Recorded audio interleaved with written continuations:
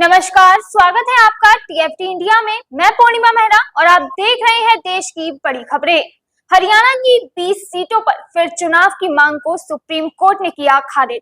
आपको बता दें कि प्रिया मिश्रा और विकास बंसल ने अधिवक्ता नरेंद्र मिश्रा के माध्यम से सुप्रीम कोर्ट में एक याचिका दायर की थी, जिसमें हरियाणा की 20 सीटों पर फिर से चुनाव कराने की मांग की गई थी। पर अब सुप्रीम कोर्ट ने गुरुवार को हरियाणा की 20 विधानसभा सीटों पर फिर से चुनाव कराने की मांग वाली याचिका खारिज कर दी है और हरियाणा में नायब सिंह सैनी के शपथ ग्रहण समारोह पर रोक लगाने से भी इनकार कर दिया है।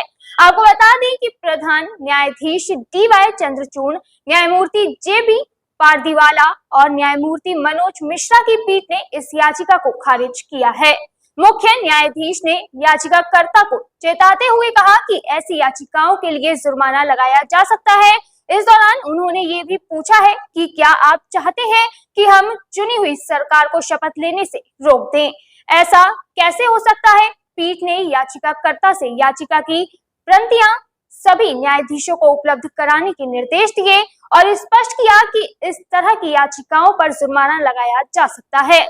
यहाँ हम आपको बता दें कि भारत के मुख्य न्यायाधीश DY चंद्रचूड़ ने औपचारिक रूप से न्यायमूर्ति संजीव खन्ना को अपने उत्तराधिकारी के रूप में प्रस्तावित किया है। केंद्र सरकार को भेजे गए एक पत्र में मुख्य न्यायाधीश चंद्रचूड़ ने कहा कि वह 11 नवंबर को पद छोड़ रहे हैं, इसलिए न्यायमूर्ति खन्ना उनके उत्तराधिकारी होंगे।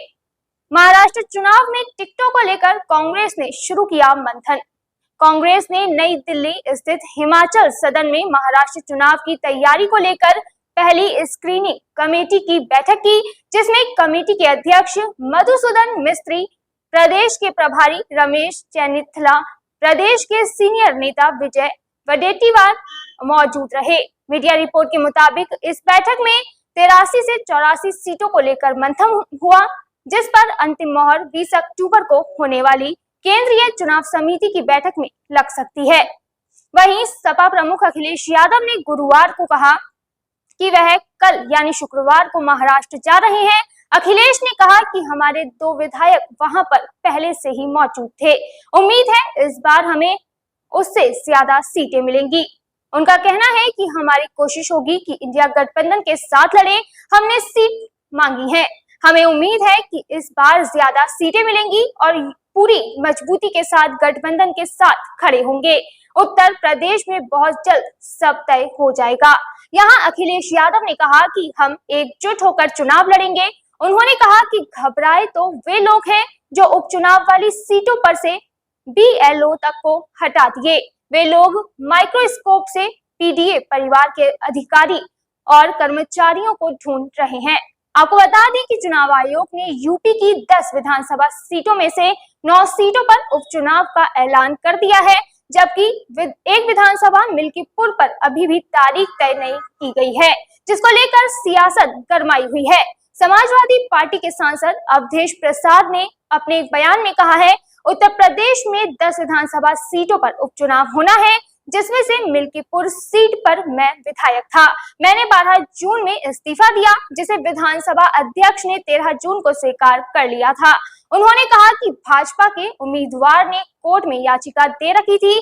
उसकी नैतिक जिम्मेदारी थी कि मेरे इस्तीफा देने के बाद उन्हें कोर्ट से याचिका वापस लेनी चाहिए थी। उन्होंने याचिका वापस नहीं ली क्योंकि वे डर रहे हैं। प्रसाद ने कहा कि ये सीट बहुत महत्वपूर्ण हो गई है। ये सीट अयोध्या से जुड़ी हुई है, लेकिन इस सीट पर जनता हमारे बेटे को ऐतिहासिक वोटों से जीत दिलाना चाहती है। कल अखिलेश यादव ने कह दिया है कि जो जंग टाला वो जंग हारा। वो हार गए हैं और हमारी नैतिक जीत हो गई है। आपको बता दें कि चुनाव आयोग यूपी में मिल्कीपुर सीट पर चुनाव की तारीख का ऐलान न करने पर सवाल लगातार उठ रहे हैं। कहा जाता है कि मिल्कीपुर सीट CM योगी और PM मोदी दोनों के लिए बेहद महत्वपूर्ण है। ऐसे में अभी फिलहाल वहां बीजेपी की जीत के आसार नजर नहीं आ रहे, जिस कारण वहां चुनाव की तारीखों का ऐलान नहीं किया गया है। हालांकि कब यहां उपचुनाव का ऐलान होगा, यह देखना बेहद महत्वपूर्ण होगा। पर इस वक्त सपा के लिए महाराष्ट्र का चुनाव बेहद अहम बना हुआ है। सूत्रों के मुताबिक समाजवादी पार्टी ने गठबंधन से 12 सीटों की मांग की है।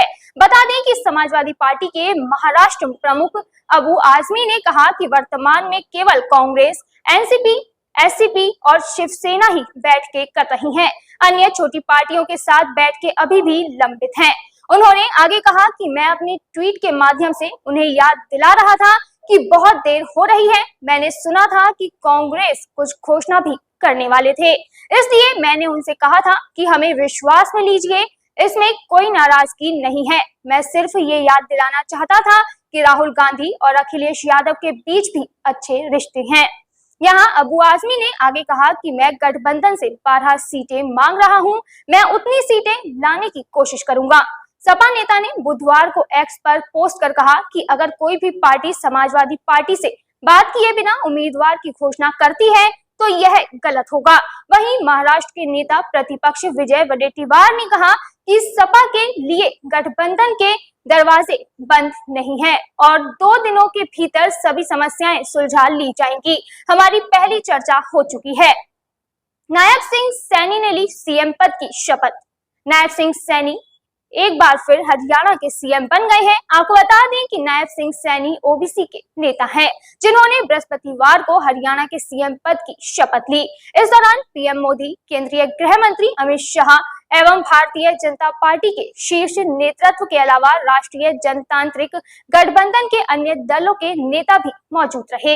इस दौरान सैनी के मंत्रिमंडल के सदस्यों को भी शपथ दिलाई गई, जिसमें अनिल विज, कृष्णा पवार, राव नरबीर, महिपाल ढांडा, विपुल गोयल, अरविंद शर्मा, श्याम सिंह राणा, रणवीर गंगवा, कृष्ण वेदी समेत कुल 14 मंत्रियों ने शपथ ली।